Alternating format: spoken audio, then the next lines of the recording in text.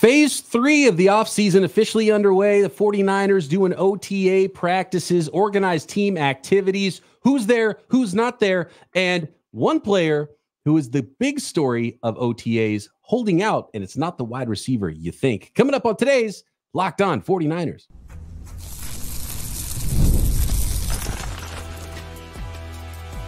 You are Locked On 49ers, your daily San Francisco 49ers podcast. Part of the Locked On Podcast Network, your team every day. Welcome to Locked On 49ers. Brian Peacock and Eric Crocker with you as always at BD Peacock at Crocky209. Thanks everybody for making us your first listen on the Locked On Podcast Network, your team every day. We love our everydayers so much, and we always appreciate when the everydayers and the first timers alike hit that subscribe button on YouTube or wherever you are listening to this podcast. And if you are an everydayer, you know the score of what's going on today's episode. Our special guest I'll introduce momentarily. That is Mr. Nicholas Winkler. In fact, you know what? I'm not going to wait. I'm going to introduce him right now. Let's get this going with today's guest. Nicholas Winkler, come on down. Wow. Can't believe it. Wink, what's happening, my man? We're getting going. It's phase 3 now. Organized team activities. The activities involving the team have become more organized this week and still voluntary. So I think the biggest story going into this week, Nick, is who's at practice and who is not at practice. We heard from the coach, though. Actually, I'm going to start with Kyle Shanahan. What did you think with Kyle Shanahan? Look, and this wasn't, this isn't big news breaking days. You're not going to have bombshells happening right now. They're, installing some stuff and, some of the guys working out elsewhere. But what did you think from Kyle Shanahan speaking on his current roster as constructed now in 2024? Yeah, I mean, the biggest point I think that he made early on and multiple times is just like how good it is to have Brock Purdy there. Right, because they didn't have him last year. He was recovering from the injury, right? The year before that, he was tucked in as the third, maybe even the fourth string quarterback. So to have him there from the start, healthy, ready to go, like it's going to make a world of difference. He's super excited about that, as he should be. I mean, you're talking about a team that is Super Bowl bound. That's what their goal is. And when you have your quarterback there from day one, and there's not these big question marks surrounding if he's going to be ready for week 1, it makes all the difference in the world.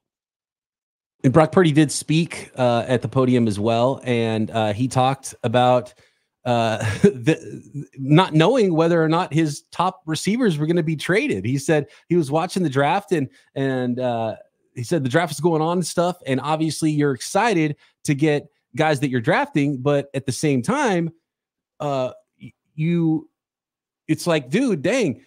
We could have some kind of trade stuff happen. I do love my boys, and I obviously hope that we can all continue to play together. So, Brock Purdy has an opportunity to have his first full offseason as the starter healthy now, and he's probably really glad to see what happened in the draft. Not only did he lose a starting wide receiver, guys, he got one added in the first round and another one a little bit later in the 4th round with Ricky Pearsall and Jacob Cowing. So stock up for Brock Purdy this year after the phenomenal first year he had as a starter last year and didn't even have an offseason to prepare for it. So you got to be excited about Brock Purdy coming into the season. But Croc, one of those guys not there in Brandon Aiyuk, and I know you have thoughts on the Brandon Aiyuk holdout. We did not expect Brandon Aiyuk to be there for voluntary stuff. According to Mike Garafolo of NFL.com and NFL Network, the Niners and Aiyuk are so far apart on a contract, but there was another wide receiver not at OTAs, and that is restricted free agent Jauan Jennings. And we had talked about who the odd man out here is in this wide receiver group, Croc. And the 49ers slapped the 2nd round tender on Jauan Jennings in free agency, and nobody signed him to an offer sheet, or else they would have had to give the 49ers a 2nd round pick. That's how that works. But Jauan Jennings, to this point, not at OTAs and hasn't signed his tender. So it's still as if he's a free agent. So he's not there. And it sounds like he's angling for a contract as well.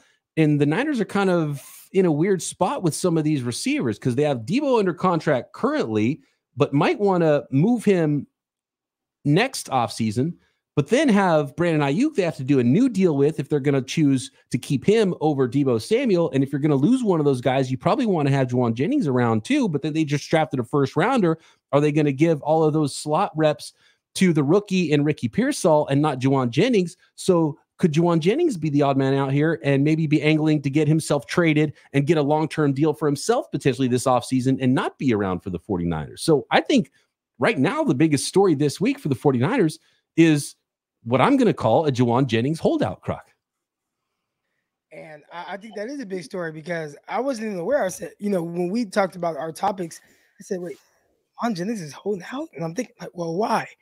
And if he is, in fact, looking for maybe more of a long-term solution at the receiver position for him and all these guys, that's what they want, right? Like, they want that longevity. They want that long-term security, even if it's just a few years, just to know that, hey, I'm locked in with these guys and I get to play with them, because year to year, anything can happen. A guy can have a really down year, which I think I looked and he had like 33 targets last season. Like, it's like he's had like this huge impact offensive. That's not the way to put it. He hasn't had a big impact. Yeah. He hasn't had protection.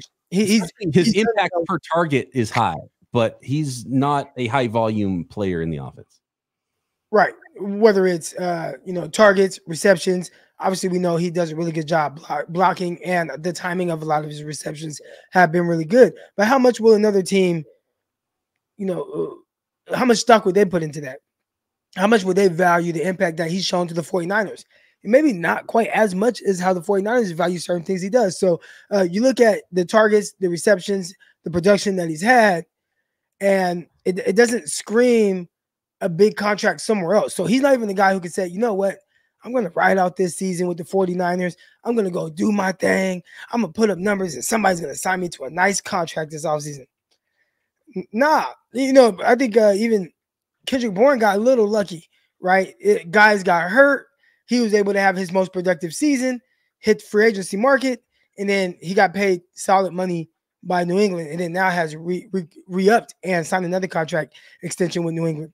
But Jennings hasn't had that type of luck in sense of his favor, and the holdout is just more so, hey, if I'm not going to get big money somewhere else, I want to try to force the hand of you guys to sign me. Unfortunately, they'll probably just tell you, go ahead, hold out, do what you feel like you got to do. We got this guy named Ricky Pearsall we just drafted first round. We're looking for ways to get him on the field anyways. That's a tough situation for Jennings, because if he lets Pearsall get a little stronger foothold, that's bad for him long-term as well. So I don't know how this plays out. This is really interesting. And we already had gone over this talking about Ricky Pearsall, because if you gave Ricky Pearsall 100% of both Jauan Jennings and Ray McLeod's target share in the offense, that's still like, I think, what most people would be disappointed by for a first round wide receiver. And so there's not enough footballs to go around in this offense. So Wink, how do you envision this? Like, what's the best case scenario for the 49ers to navigate this thing through the next, probably 12 months, because it's going to be this offseason plus next offseason before everything kind of shakes out and we know what this looks like? Yeah, I think Croc nailed it with the Jennings stuff. I think he's holding out, hoping the 49ers really remember the value, right? With the blocking and with the clutch third down catches and the touchdowns in the Super Bowl. And the fact that he indeed is that amazing guy that really just goes under the radar, that just when he needs to step up, he steps up. But other teams, probably not going to see that. So maybe he holds out for a while, shops it around. It's just like, wow, nobody's offering me anything. So the best case scenario for the 49ers is then he comes back and they can sign him for a cheap deal. But like you said, Peacock is like, maybe at that point, Pearsall's already like, nope, this is my spot now. Like, I'm the slot guy. I'm the third down guy. I'm the guy that's going to get these 40, targets going into the season. You held out trying to get a little bit more money, and now I'm the man in this offense. So it's a dangerous move by Jennings, but I get it. Definitely get it, but man, Jauan Jennings almost feels like he's playing with fire. Yep. What is he expecting from the 49ers long term with the guys that they have? It almost feels like your best case scenario is to show up, be there for everything, maximize whatever opportunities you get, and hopefully you have a good agent that can sell that to opposing teams when you hit the free agency market next year. Not sure that holding out helps him in any way, unless he's just saying, you know what, I really don't care to be at OTAs right now. I understand the offense, what they want me to do. I done been through it for several years now. Let me just stay at home, work out, train, get to still hang out with my buddies, and low-key kind of be on the vacation, and I'll see you guys at mandatory minicamp. Yeah, I think that might be it for Jennings. Just a little message like, hey guys, you're doing a lot at wide receiver. Don't forget about third and Jauan. Still trying to figure out what a good nickname for Ricky Pearsall would be. Pearsall the Pylon? Well, his nickname is Rick. I think when somebody comes in and has a nickname, you just kind of have to gotta stick with that, I think. Rick, I wanted to tie it into the first down. Like we got to see what he plays like, right? Before we start giving him a nickname. Like, let's let the kid make some catches, maybe see what he's got, and then we'll go from there. Yeah, hopefully he looks as slick in the NFL as he did in college. Ricky Pearsall. Great opportunity though for Ricky Pearsall. Get more reps, and we'll see where he lines up in OTAs and throughout the summer process. With those guys out, is he playing more X because Debo's there wearing uniform number 1 now? Let's talk about uniform numbers as well at some point this week, because a lot of new changes there, including Mitch Wishnowsky. Wink, a new uniform number for him going to the single digits. And I want to hear from Croc on Brandon Aiyuk, because obviously that's more pressing. I would bet money that Jennings shows up before Brandon Aiyuk. And how's that supposed to look for Brandon Aiyuk? What do we think this is going to end up being for Aiyuk? And Nick Bosa was at OTAs.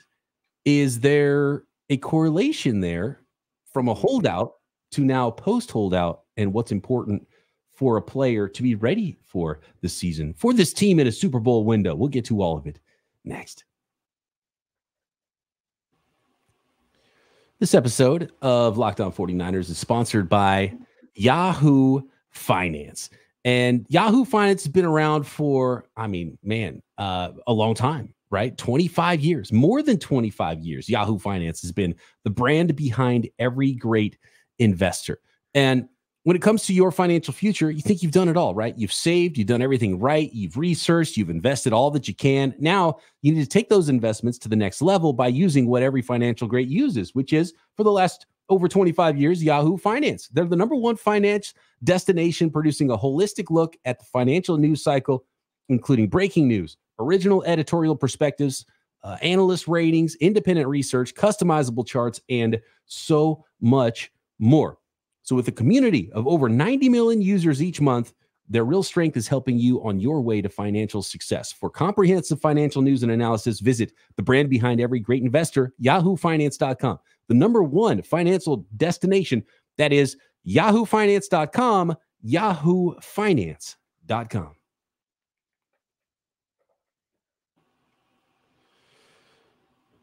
Scale of 1 to 10, Wink. What is your worry meter right now with Brandon Aiyuk and where he's at in his obviously bid for a new contract with the 49ers, not showing up to phase 3 voluntary OTA practices? It's like a 3. I mean, we kind of expected this going in. If he doesn't show up for mandatory in June, that's going to spike up quite a bit. But for right now, I mean, this is Brandon Aiyuk's doing what he's supposed to do, right? I mean, guys do this.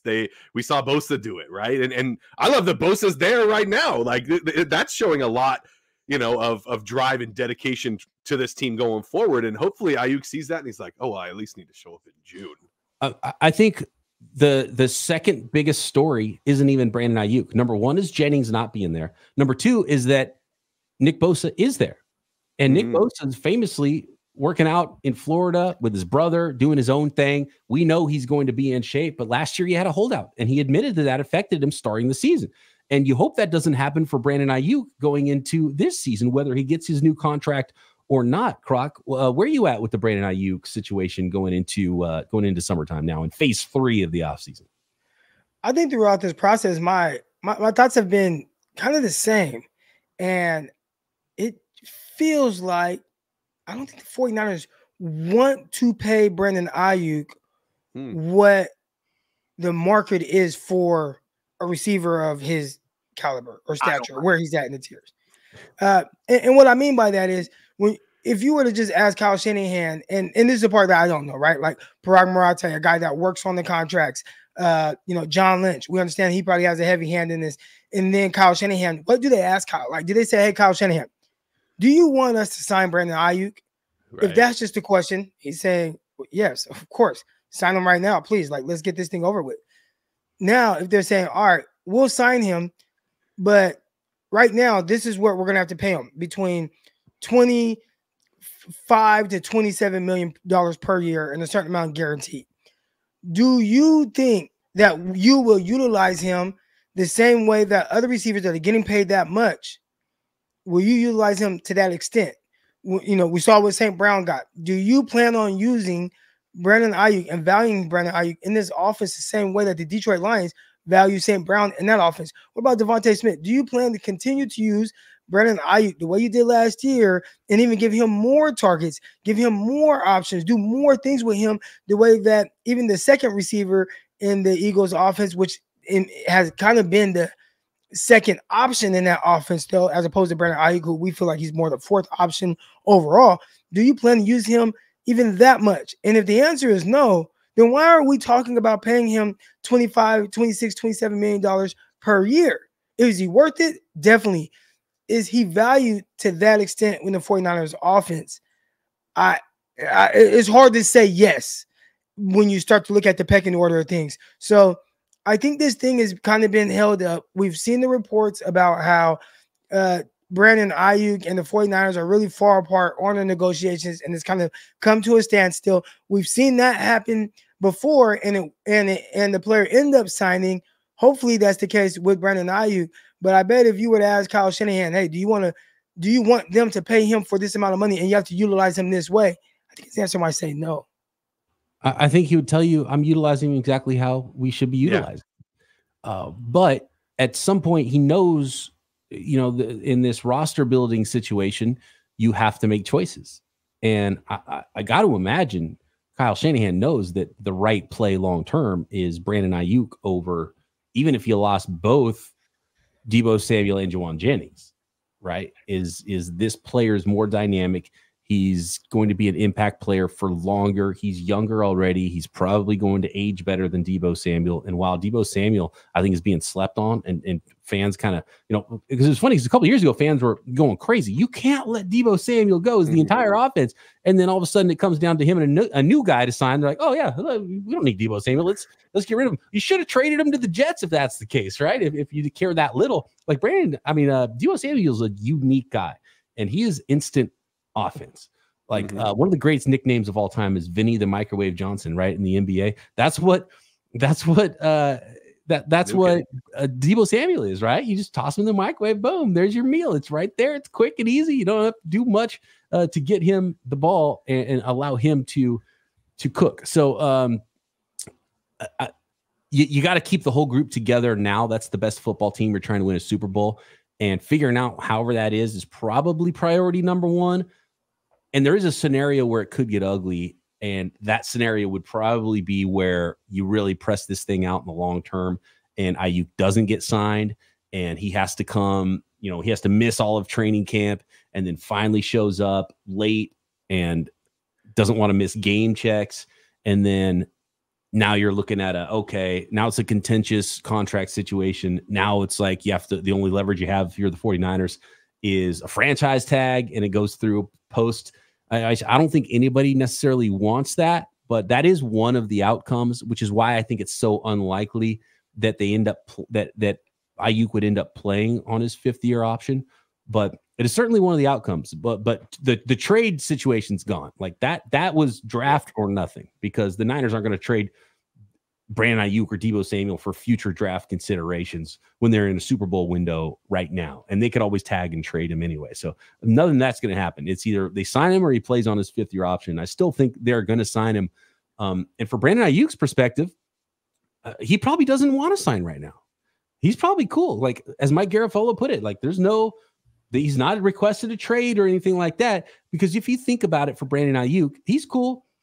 Voluntary OTAs. He knows the offense. He can just kick it and do his own thing, work out, and wait for CD Lamb money to come through. Wait for Justin Jefferson money to come through and be like, okay, now let's sign something because today's price is not yesterday's price. So Brandon Aiyuk, I think is cool. I don't think he needs to sign today unless the 49ers meet whatever number they're at. And it's probably closer to 30 than 25. I also don't think that their money has anything to do with how much he signs for. Like, it's just good to see the market for the receivers just go up. But even then, if this was like the housing market, his house is just valued at a lower, think about it, right? Right now, if they were like, all right, Peacock, you want to put your house on the market, you're going to have to look at the houses around you to see what the value of your home is. Yeah. And that's where he's at. The value of him is between St. Brown and Devontae Smith. Like, it's in that range. He's not up on the hills and, in this crazy neighborhood where it's all $1 million homes around him. Like, that's CeeDee Lamb, that's Justin Jefferson, that's AJ Brown, even, like, that's those guys. And I don't think it's his fault, but he just because of the targets, they're like just the lack of target. I have the targets pulled up right here. But hold on, if I'm Brandon Aiyuk's agent, what I say is he should be in that neighborhood. So maybe we need to change neighborhoods because he's as good or better than CeeDee Lamb. And if you don't value him that way, another team might, and he might get another 50 targets in another offense. Oh, definitely. So that would be my argument if I'm Brandon Aiyuk. Yeah. Like I'm saying where he's at right now in the sense of what neighborhood, but he would definitely tell you, no, I belong in the other neighborhood, but I'm in the offense where he said this before, and it was before last season, but I was a 1,000-yard receiver as a fourth option in the offense. And I just don't think that's going to change. The only way that changes is if they get Deebo Samuel out of it, which maybe they do after this year. So do you say, all right, write it out, and then on the 5th-year option, and then franchise tag me in the year where there is no Deebo Samuel, and then now I may get more targets to where I can prove my ultimate value and then get paid. But that's way too long down the line. They want that security right now. So it is tough because, again, you look at the guys that are targeted more than him. It is a lot of guys. I'm searching for his name. He is 36th in targets. 36 in targets. And everybody listens to this podcast understands why. You got Christian McCaffrey, you got Deebo Samuel, you got George Kittle, your run first offense, like all those things. We understand it, but he's probably saying, what does that have to do with me and what I feel like I can do? I led the NFL in yards per catch, and it's not close. Even within the amount of targets I got, or as little targets as I received, I'm still 6th in yards. So I'm 36th in targets. I'm 6th in yards or 7th in yards on the season. Give me more options. Or opportunities. What can I do? And I would assume that that's his argument. This is going to be a very interesting negotiation between these two sides. And I'm very curious to see how it really plays out. I expect the 49ers to sign him because he's a good football player and you want to keep good football players. But when I just keep going back, and my brother said this, you guys don't value Brandon Aiyuk the way the Cowboys value CeeDee Lamb. And I was just like, dang, for my brother who's a diehard Dallas Cowboy fan to say that, he's right. It just set off an alarm in my brain. Well, that's because the Cowboys don't have Deebo, and they don't have Kittle, and they don't have McCaffrey. So, of course, they're going to value CeeDee Lamb a lot more than Aiyuk, right? I mean, they have a plethora of riches. I mean, what are we doing here? It's like I don't know. Let's say it's like someone on the beach valuing sand over gold and diamonds. All right, let's move on to some other interesting OTA notes next.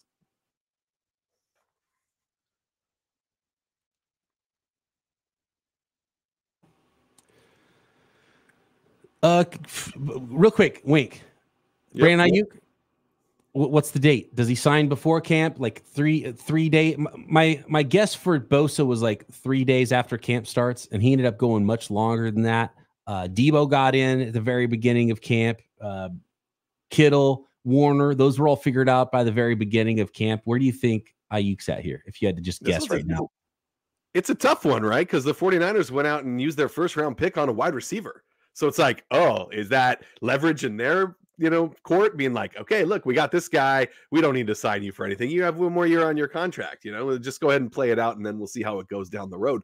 Or is it to the point where they do look at the numbers that Aiyuk put up? All those numbers that Croc just said are fantastic. The fact that what he did with his opportunities, I don't think there's another player in the NFL that really took advantage of those opportunities as well as Aiyuk did. So I'm hoping they get him in before camp. My gut says probably not, probably closer to like end of the first week or something. A couple other camp notes. Two really, not important players necessarily for the 49ers, but important seasons for these players with the 49ers. Second-year tight end Cam Latu, who had the meniscus injury and basically didn't exist his rookie season, is not in a jersey, doing workouts on a side field, so still not ready to go is Cam Latu. And Drake Jackson, similar story, had an injury last year, and he's not doing stuff at OTA. So those two guys, it's really important seasons for them, still not ready to go, which is not great. And center Jake Brendel, experiencing knee arthritis, was working on the sideline, according to Kyle Shanahan, and looks like he won't join full practices until training camp either. So something to monitor there for the 49ers. And they didn't really draft a center, drafted a couple guards, but they have some coverage there with a couple other players that could potentially move inside and take some snaps at center if that arthritis flares up. But it sounds precautionary, and they expect Jake Brendel to be ready for camp. Christian McCaffrey and Trent Williams, not there, not doing anything. I don't think that's anything that is out of the ordinary. In fact, we were talking about it off the air. Like, please be in bubble wrap and show up week 1, and we're good with those two guys. And George Kittle had the core surgery. Charvarius Ward, core surgery. So those guys aren't practicing. Fred Warner not suited up as well. So nothing really out of the ordinary. I think the big stories are obviously Aiyuk, but Jennings and Bosa for different reasons there and not there at 49ers OTA practices. One interesting quote, guys, and this is something to remember for all the rookies and why it's so hard for rookies to develop quickly and play a big role in their first seasons. This was a quote from Jair Brown about his rookie season. He said, quote, "That was the longest I've ever played football in my entire life. Coming from college, going into the draft, training, Senior Bowl, combine, draft, then rookie mini camp. Longest year of my life. Took my body a while to get back. Still getting it back, but I'll be ready." So that was Jair Brown talking about his rookie season and how much it took out of him. It's almost like playing 2 college seasons, Croc. It is like playing a lot of football. You're getting a lot of reps, right? Like, that's not normal. Think about this offseason. These guys played, and they played long too. If you're a 49er player, you're a Kansas City Chiefs player, or any of those teams, the Detroit Lions, teams that went far in the playoffs, you played a lot of football, but at least, hey, around February, you get a little bit of rest time. Well, that's not the case for these draft picks. All right, they start training almost immediately after their actual season ends, which most of them, it ends early December. Some of them early January. After that, it's all combine prep now. You're training 4, 5, 6 times a week, watching what you eat. Have to be super strict on everything. You're lifting weights that entire time. Reps on top of reps, or routes on top of routes. For him, backpedaling, braking, focusing on these certain things, having all these meetings, meeting with this person on Zoom with the 49ers, doing all those 30 meetings, right? However they have to do their meetings. And it doesn't stop. And the next thing you know, you get drafted, right? You're working, you're training, you're doing everything up into the draft. Once you get drafted, it's like, all right, now the next week I'm in rookie mini camp. And then from there, you got OTAs, and your first time off is like for a month in July. And then now it's full go in for training camp. So it is a lot on their bodies that they deal with during that time. This time, it gets a little bit more time to recuperate. Again, team that went deep into the playoffs, but you got all of February pretty much. You got March. You have pretty much all of April. Then you have, sometime in May, they get going and they kind of ease up into things. So he finally was able to say, hey, man, I got a few months for my body to recover, and even more time for some of these teams that either don't make the playoffs or don't go far. So I understand what he means by the reps. And I think we heard Trey Lance talk a little bit about that with the arm fatigue, how much he was throwing throughout that time, preparing for his, the combine and pro days and all those type of things. Still waiting for Mike Silver to drop an article about Jake Moody having leg fatigue, kicking 20 games as a rookie in the NFL last year. Hey, this is off season, but we got a wish wash. We got a wink, wish, watch. And Mitch Wishnowsky, 49ers punter, trading in his number 18 jersey, single digits, going with number 3, Deebo Samuel, number 1. Aesthetically, what do you think? Croc hates the aesthetics for Mitch Wishnowsky, the long sleeves, no anything. Number 3, maybe look a little bit better, guys, on Mitch Wishnowsky. What do you think, Wink? 3 is a kicker number for sure. I get that, but I'm gonna do kind of an unpopular take right here. And watching OTAs today, I did not like Deebo Samuel in number 1. It's just the 19 it's an ugly number, but it looks so good on Deebo. He owned it. He rocked it. He made it work. I don't like the 1. It didn't. I didn't like it. It didn't look right. It looked like he should be a DB or something, and it's like it's Deebo. And then I saw real quick. I saw a 19 running with the wide receivers. I'm like, who's that? I look it up. Trent Taylor back with the 49ers. Yeah, I don't like it. I don't like guys changing numbers just because you get used to it. And number 1 is nice and it cool works for Deebo. But like if he has his last year and then he's number 1 and then he's gone, it's like, oh, come on, man, just number 19. Deebo was number 19. Now he's got a new number, and it hurts your legacy. I hate guys. It doesn't really hurt his legacy, but when guys bounce around like LeBron. Like LeBron's been on a million teams and like getting coaches fired. And I was like, what are you doing, man? Like, I feel like when you go back and look at LeBron's career, it's like if he would have just played with his hometown Cleveland Cavs and won a bunch of titles and he had the same stats, and it would have been like, man, that's awesome. LeBron James, synonymous with what it is. Just bouncing around, I think it hurts your legacy in a really weird way. It's not like it actually hurts your legacy, but just when you think back about a player, it's like, I don't know, what do you think of with LeBron? I just feel like it cheapens the whole deal. And I don't like wide receivers changing numbers on the same teams. And for that reason, I think for fans, it's just more fun when guys can play in one place for a long time. But obviously, that's not always going to be the case. I think a number definitely it becomes you. Yeah. In my freshman year in junior college, I went to San Joaquin Delta College. And, when you're a freshman coming in, you don't really get a lot of great numbers to choose from. So I ended up getting number 15. And I didn't care for number 15, but it's like, all right, I'll wear 15. Well, I ended up, not playing after that year. And I had a break. Well, I went to Modesto Junior College. What number did I wear? Number 15. Then I get to the university. And what number did I want? 15, but somebody had it. So I had to wear number 8 my junior year. Then senior year, switch back to my number 15. And then I went to the Arena League. And what number did I try to get? Number 15. But someone had it, so I got number 2. And number 2 is by far a better number than 15. But by that time, 15 had just kind of become my number. So I wore number 2. Then I wore number 2 again on the next team I was on. And yeah, Deebo Samuel, number 1 is by far a better number. Like, number 1 and number 2, best numbers that you can get, like in just all of football, maybe even all the sports, like number 1 and number 2. But Deebo has solidified himself as like 19. When we see 19 out there, like that's Deebo.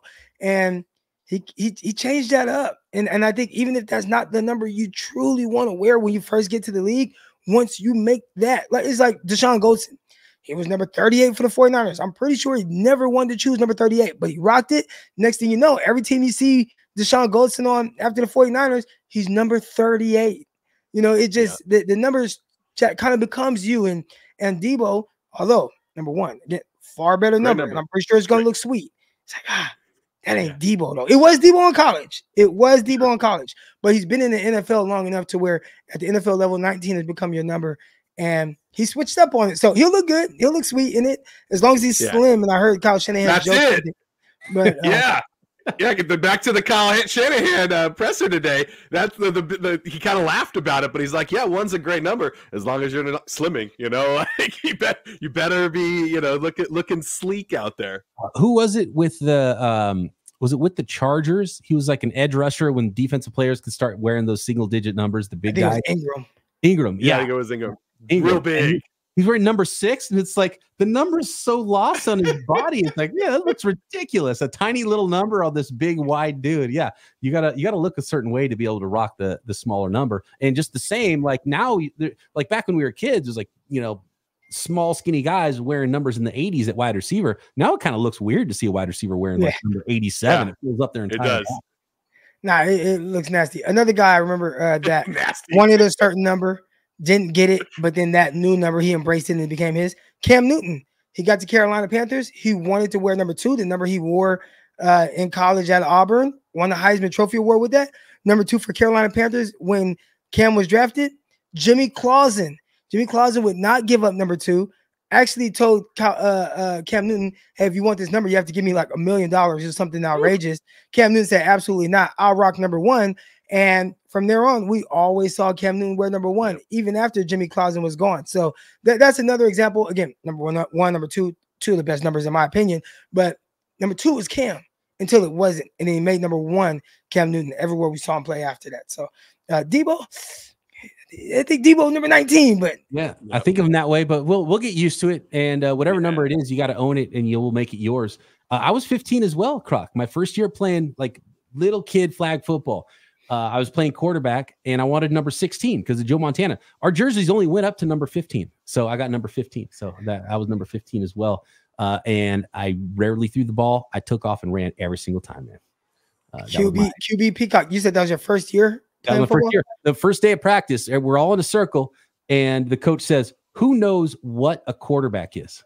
And I looked at my dad and he nods his head and I was like, I know what a quarterback is. I raised my hand. Quarterback. My first year playing football, number 35. 62. Oh, ooh, were you a guard? Yeah, I was a guard. Exactly. Oh, man. Pop Warner, I was like 10 years old, 62. The next year I turned to 69 and my mom was like, do you know what that number represents? That was a really awkward conversation when kids were teasing me about that number and my mom having to explain it to me. It fits Wink, I think. Yeah. Numbers. Yeah. And then I ended up going 42 because since I never threw the ball, I started playing running back the next year. I was running back in DB. And then for Ronnie Lott, I picked 42. And that was a good running back, good DB number. That's what I was wearing. Croc doesn't like the numbers in the 40s. I think 42 is awesome, but it's only because of how Ronnie Lott rocked it. Or else maybe I wouldn't think 42 is a great number. Ronnie Lott looked disgusting in it, but he was amazing. But he looked disgusting. Huge shoulder pads. It was hard for guys in those days to like have a lot of swag. Some of them did. Deion, obviously, he's kind of like the poster child for being swaggy on the field. But even him, you go back to his college days, that Florida State, huge shoulder pads, And yeah, Ronnie Lott looked nasty. Oh, shoulder pads were huge back then. And to be honest with you, I think I'm more like if I just rolled up to a football field, didn't know anything about the guys, there'd be some guys that are completely swagged out. You'd be like, okay, this guy looks like he can play. But there'd be some guys who are like, this guy looks kind of like a poser. He's just swagged out because he thinks he's supposed to be. I'd be kind of afraid of the guy that is not like the least swag guy. Who doesn't care. He just put it on his jersey, no gloves, nothing. Be like, that guy might be out of his mind. I'm a little bit worried about him. And there are those guys. Yeah, exactly. A guy, I remember I reached out to Tremaine Brock, right? So this is years ago. Yeah. I said, hey, man, what is wrong with Jimmy Ward? Why does he put his uniform on like that? And if you guys remember, rookie Jimmy Ward, the Jimmy Ward we see now drastically looks different. Rookie Jimmy Ward, huge shoulder pads. He had this Revolution face mask. It was disgusting. His pants went past his knees. He had the team issue socks. It was terrible. He has come a long way to now, Jimmy Ward, he wears a sleeve with the wrist tape, finger tape, and he has the little wristbands. That wasn't Jimmy Ward when he came into the league. So guys do learn to have a little bit more swag, but maybe that's what ended up getting him good. A guy who early on didn't care about how he looked. And then it's like, okay, now I'm playing well. Let me add a little swag to my game. All thanks to Eric Crocker. I think that message might have gotten through. Jermaine's like, hey, you got to up your game, Jimmy. What are you doing? Hey, did you hear what Croc said about your swag? He's like, oh, no. What did he say? Oh, man. All right. Thanks, everybody, for making us your first listen here on the Locked On Podcast Network, your team every day. Make sure you're subbed up on YouTube and everywhere you are listening to this podcast. Thanks, Week, for another successful Winky Wednesday. Gone next week. He'll be in Vienna, out of the country, eating sausages and in Italy, doing all kinds of things. So have fun there, Wink. We'll talk to you in a couple weeks, and we'll talk to everybody else tomorrow right here. Locked On 49ers. See you.